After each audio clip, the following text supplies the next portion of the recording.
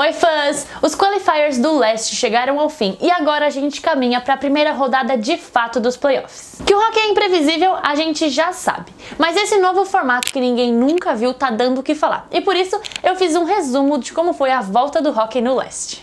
Os Hurricanes já mostraram que não iam levar na brincadeira desde o primeiro minuto do primeiro tempo, quando Jaccob Slavin abriu o placar com um wrist shot.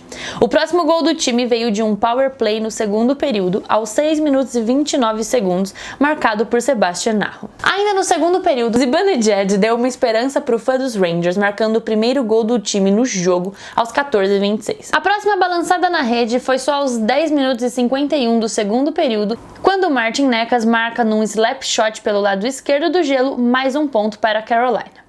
No final do terceiro período, Staal marca mais um ponto pelos Rangers. Dessa vez foram os Canes que venceram o primeiro jogo da série. E olha que antes da temporada parar, lá em março, os Canes perderam 4 jogos para os Rangers. Mas como disse o treinador dos Canes, os jogadores estavam muito animados e gratos pelo retorno dos jogos e por isso resultou nesse jogo tão animado e forte. Na segunda-feira, os times voltaram a se enfrentar no jogo 2 e os Canes levaram mais uma vez a vitória, tendo agora uma vantagem de 2-0 na série. Svechnikov abriu o placar do jogo aos 4:32 do primeiro período, mas o jovem de 20 anos não ficou satisfeito e fez mais 2 gols durante a partida, fazendo seu primeiro hat-trick e marcando ponto em todos os períodos. Mas antes disso, Artemi Panarin conseguiu empatar o jogo aos 12 minutos do primeiro tempo em um gol de power play. Ainda no segundo período, Jordan Martinook marcou o terceiro gol de Carolina. A série de jogos entre Carolina e Rangers acabou no terceiro jogo com a varrida dos Canes, mas New York ainda conseguiu liderar esse jogo por pouco menos de 3 minutos. Chris Kreider abriu o segundo período com um gol para os Rangers, mas em menos de 3 minutos Teravainen empatou e no terceiro período Warren Foegele fez o gol do desempate. Nessa partida, Carolina investiu em trocar o goleiro, já que eles vinham numa série de 3 jogos em 4 dias, e James Reimer se saiu bem com 38 defesas em seu primeiro jogo da pós-temporada.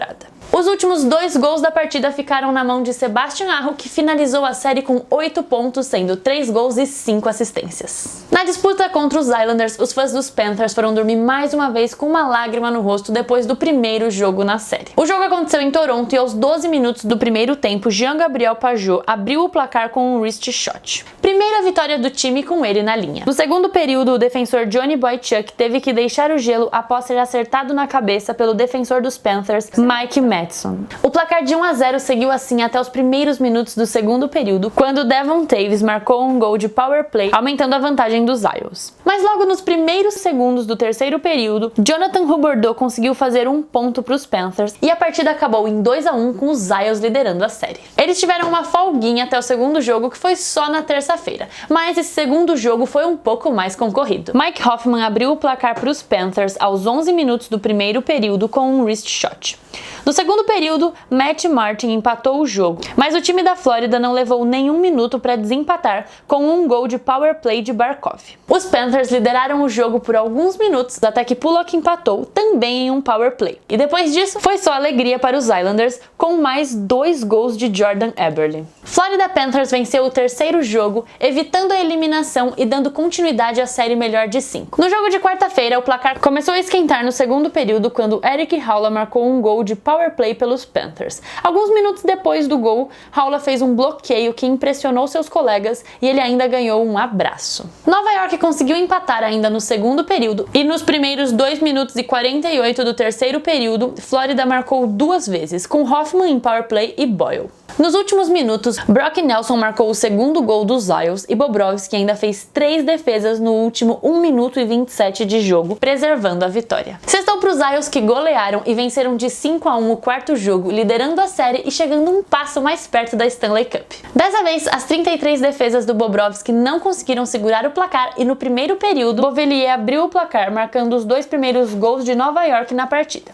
Os Panthers balançaram a rede ainda no primeiro período, mas depois disso o jogo foi dos Isles. Eles marcaram no segundo período, no terceiro Barzal fez o 5º gol do time e para finalizar a noite, Jean-Gabriel Pageau marcou o último gol aos 17:17 do terceiro período em um empty net. Os Canadiens e os Penguins abriram a volta aos jogos com overtime. Montreal abriu o placar no primeiro período. No segundo, o time de Montreal estava liderando o jogo por 2-0 depois de Nick Suzuki marcar sem assistência, quando Crosby marcou marcou o primeiro gol dos Penguins, seguido de um gol de power play de Brian Rust, empatando assim o jogo. Carey Price foi estrela desse jogo depois de realizar 39 defesas. O overtime durou 13 minutos e 57 quando Jeff Petrie balançou a rede pelos Canadiens e garantiu a vitória no primeiro jogo da série. O jogador de Montreal, Jonathan Drouin, acabou perdendo um penalty shot no overtime. Inclusive, essa tentativa de cobrança de um penalty shot no overtime em um jogo de pós-temporada não acontecia desde 2016. Na segunda-feira, os times voltaram a se enfrentar e os Penguins conseguiram empatar a série, liderando o placar o jogo todo. Foi Sidney Crosby que abriu o placar nos primeiros 5 minutos de jogo.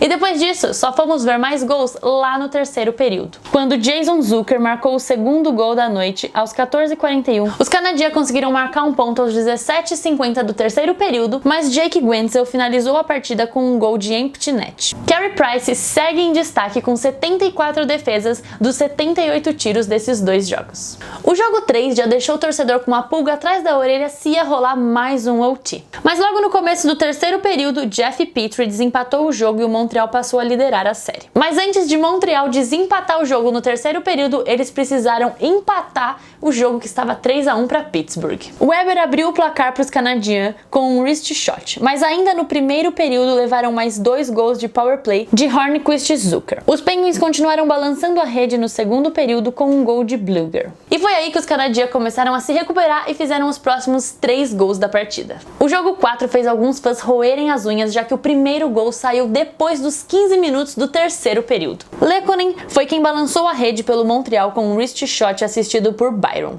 Faltando 32 segundos para o fim do jogo, Shea Weber fez o segundo gol dos Canadiens em um empty net. Assim, o time canadense venceu a série em 3-1, garantindo uma vaga na próxima fase. A série entre Columbus e Toronto foi até o fim. 5 jogos. As disputas começaram no domingo com a vitória dos Blue Jackets no terceiro período. O primeiro gol foi de Cam Atkinson e com 19 segundos faltando para acabar a partida, Alexander Wennberg marcou mais um para os visitantes em um empty net. Os Blue Jackets levaram a vantagem no primeiro jogo, liderando a série. O segundo jogo da série começou com Auston Matthews abrindo o placar para o time da casa aos 16 minutos do segundo período e com assistência de Hyman. E o jogo ficou nessa até os 4h56 do segundo período, quando John Tavares marcou o segundo dos Leafs em um breakaway. O jogo ficou parado por 14 minutos, já que Jake Muzzin sofreu uma queda e precisou ser imobilizado para ser retirado do gelo. O último gol da noite foi de Morgan Rielly em um empty net, faltando apenas 47 segundos para o fim da partida, e empatando a série em 1-1.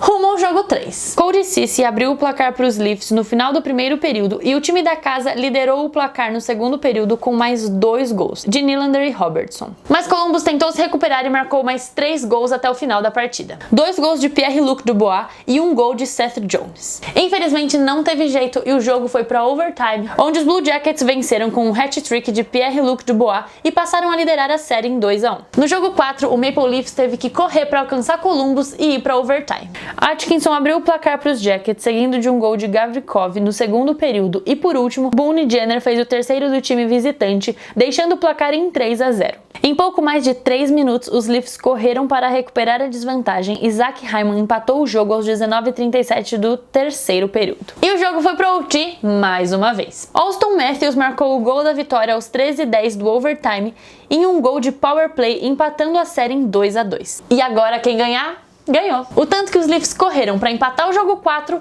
nem se esforçaram no jogo 5. O jogo começou com um gol de Zach Werenski, dando vantagem de 1-0 para Columbus. E foi assim que o jogo seguiu até metade do terceiro período, quando Fowry fez o segundo gol dos Jackets e no fim do terceiro período Columbus marcou novamente, liderando a série em 3-2 e se classificando para a próxima etapa. Esses foram os resultados do play-in no leste. Para saber que time enfrenta quem, acesse aqui no nosso canal o Bracket da Estagiária, que o link tá aqui na descrição, e não deixe de conferir também os recaps dos jogos do Oeste Round Robin aqui no canal.